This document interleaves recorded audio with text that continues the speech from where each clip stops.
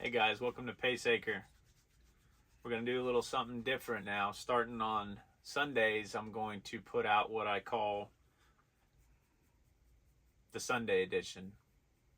You guys can help me decide in the comments, but basically, if you notice in my videos how I always end with feed your critters, love your neighbor, and follow Jesus. Well, the thing is, those last two things, that's biblical. So I'm just going to start a series on where I just talk about, I'm going to interview some godly people in my life that I'm very close to that have had a major impact. So hopefully you, I, and everybody will be able to kind of grow in our faith together. But for this, as you can see, I'm the only one here. But behind the camera, we have Mrs. PACE ACRE back there, and she's going to ask me some questions. Okay, so I'm going to ask you to tell me a little bit about yourself. What's your name? My name is Mr. PACE ACRE. Okay, what's your first name? All right, my name's Danny. Okay. How old are you? 42. Where are you from? Originally from Joplin, Missouri. Okay. What brought you here to the Ozarks, and what little corner of the Ozarks do you live in? So we are right here. We are just barely across the Arkansas line. We are now residents of Arkansas, and but we're in northern Arkansas.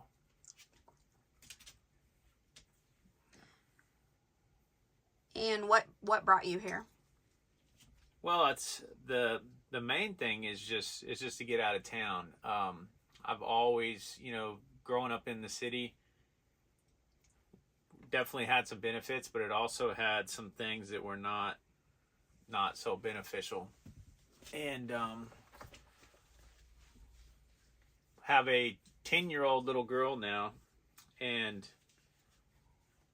I just wanted to raise her in a different lifestyle than what I was raised. I mean, my childhood was great, but I wanted her to have something other than growing up in town. And who's that handsome fella you have on your lap? This is Mr. Leonard, or he goes by Lenny Hen for short. And he is a Chinese crested, which is a hairless dog.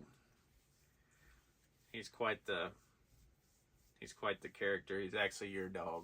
Yes, he is, but I just wanted him to get a little bit of attention. He's one of the many character crew of the PACE ACRE Productions here, but he's always got to be in the middle of everything. Okay, what do you do for a living? Well, I am a service tech, so I literally just work on stuff for a living and different kinds of machines. I've been doing that for over 10 years now. Have you always worked in that type of field, or what are some other things you've done in the past for work? Well, these is what I've always used to make my living. Everything from, I spent a lot of years on the road as a millwright, which is like mechanical contracting, welding, fabricating. And then after the Joplin tornado, if you guys know anything, that's kind of what put that little town of Missouri on the map, was when that big F5 ripped through there. But anyhow, after that, I stopped working on the road welding and started carpentry work. So I did that for several years before I got on doing what I'm doing now. We can see some of your beautiful carpentry work behind you here in Oh, this bedroom. Yeah, thank you. Yeah, this is part of me and Miss PACE ACRE back there behind the camera's handiwork in here. But yeah, this is our bedroom in our giant 560 square foot home that we live in, and we did it all ourselves, all out of pocket, so no debt. That was a big thing moving out of town that I kind of left out about moving, is the thought of being in debt for 30 years was just always kind of terrifying to me. That was not, I know that's the reality for a lot of people, but I didn't I didn't like that reality. So been working for the past 5 years. Whenever we can have some extra money, we save up some money, we throw it at our place. We save up some money, we throw it at our place. And so anything you guys see in the videos, that's from starting from nothing. So Are you gonna give us a tour of the tiny house, the homestead, at some point? yeah, you'll get. I plan on maybe doing a live even at some point and just kind of maybe walking our whole acre property here. So it might take a whole 6 or 7 minutes, so I'll walk all the way around it. But yeah, just show you guys where we're at now, what we've done, where we started, and then also, but share with everybody the plans of where we're going. What motivated you to start a YouTube channel and the other social media platforms that you're posting on? What made you want to do that? So I've been praying for quite a long time.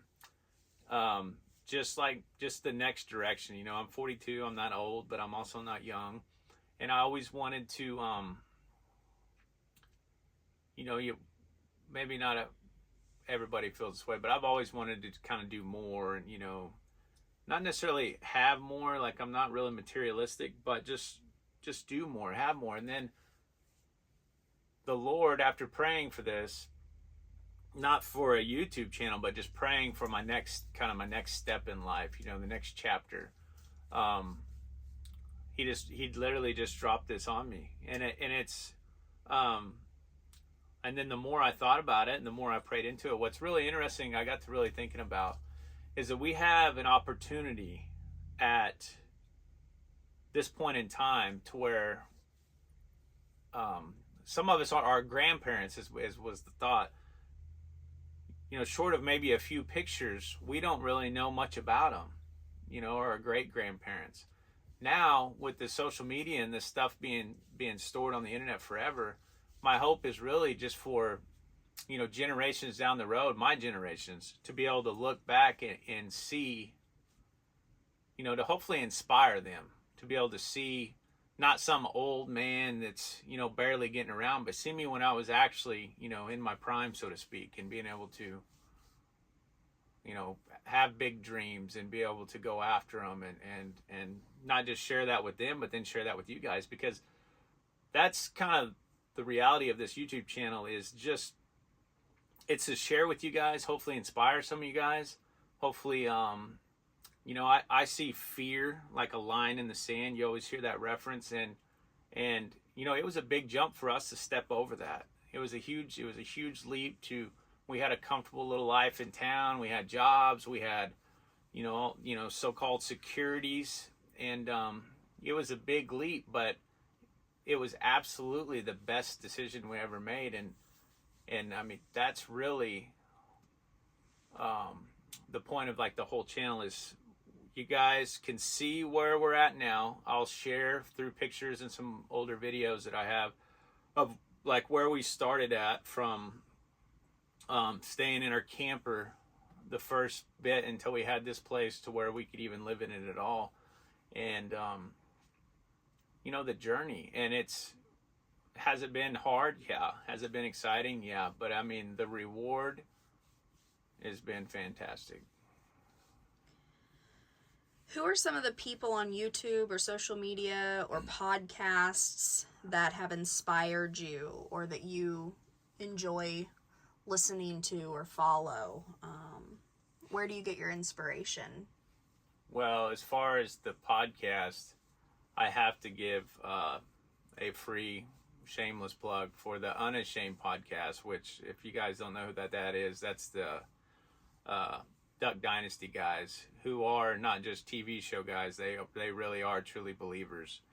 And I drive around doing service all the time in my service van, and just listening to that and just seeing how they start out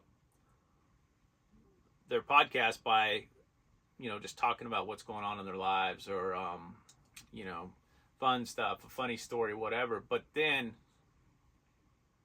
the whole point of their show in particular is it's a Bible study, but it's to get people in the Word and ultimately introduce them to Jesus. And I mean that's the ultimate goal as believers, is to just go out and share the gospel and make disciples. Well, the social media thing is another very wide-reaching platform for that. Who are some people in your day-to-day life that inspire you, and why do they inspire you? Well, first of all, Mrs. PACE ACRE back here. Yeah, she's always an inspiration. She'll always the saying, behind every great man is a better woman. And that's the truth. But so of course my wife back here, and there's a fella you're gonna meet on a future one of these.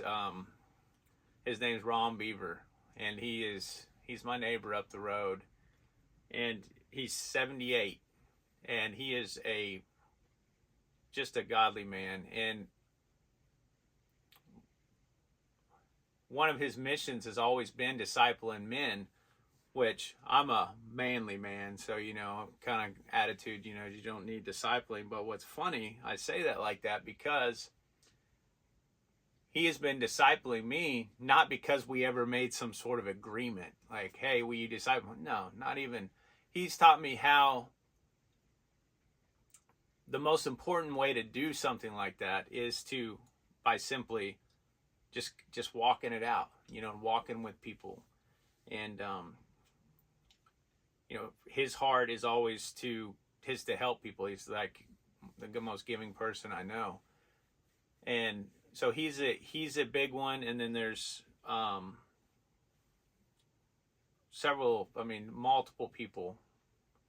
And like I said, you're gonna each Sunday, I'm hoping to have a different guest on. We won't meet necessarily. It won't always be right here where you see me now. We'll tape wherever is convenient, but I'm going to try to consistently put them out on Sundays. And this is kind of like we said at the beginning, the introduction to everything. And then, but in future episodes, I plan to, a big one I want to dive into is what does it mean to be a godly man? Very simple question with a very big answer. And in those answers always vary, and that's something that's very interesting to bring up to other believers.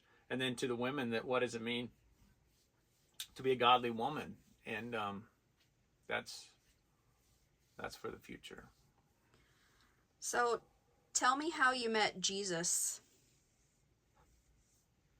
Well, my story is I wasn't always a believer, so.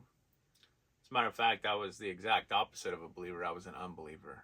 I didn't believe any of it. I came to Jesus, though. I think, like, I shouldn't group a bunch of people together, but how I came is, when my life in particular was just my marriage, our marriage. I mean, there was just a lot of weight. The weight of the world, the weight of everything, which turns out was just the weight of sin. If you listen to enough testimonies, you realize that is a common theme. Like, most of the time, people don't come to the Lord when everything is just all peachy and everything's great in life. But that being said, so I would have met Jesus in 2019. So it's the end of 2025 now. So about the end of 2019, I started seeking the Lord just to find, which is wonderful when looking back, just to find that He was already seeking me, and just like He's seeking you guys out there too, if you're not in relationship with Him. But when I stopped running and I stopped denying and I stopped doing all these things, and I like to use the references, when I stopped and I turned around, He was standing right there the whole time. So you don't have to go into too much detail, but like, what was your life like before that, or, you know, as a younger person and leading up to you meeting Christ and forming a relationship with him, you know, briefly, what was that like? What was your life like? Well, at the time, I probably would have told you my life was just fine. It was all right. You know, I kind of had the mentality of, you know, if I was a good person and do what's right, then I was good. But the reality is that I had a big hole right here, and you hear the reference of a God-sized hole, and that everybody's created with that, and I had that as well. So I guess a simpler answer what my life was like, it was worldly. You know, I was chasing the things of the world. I running around with no purpose before I met Jesus. What's your 5-year plan moving forward? Where do you see yourself, your family, your homestead? Where do you see your life in 5 years? Well, this will be fun, because we can look back on this, us here in my little world here, and then all you guys out there. But in 5 years, you know, I'm just going to continue to foster my relationship with Jesus, and you know, stay in the Word every day. Continue to hopefully bring up more godly people around me. You know, family members and friends. And as far as the homestead goes, I don't know that it'll ever be done, but I will say one thing, is that sitting right out here, and I'll show you the spot, will be a big shop sitting out there. We'll be able to tour around. There'll be a garden with raised beds. There'll be all the water buried, and you know, a lot easier, streamlined. So me and Mr. Leonard don't have so many chores every morning, but yeah, the 5-year plan is just to continue going forward, and we've got a lot of big goals here. I have a lot of big goals. You know, just continue to finish up little projects, of course, start new ones. I will share in future videos about some of the projects that we have going out here already. I haven't even showed you guys everything, and you know, just finish them. Just finish the things that I've started before we start more.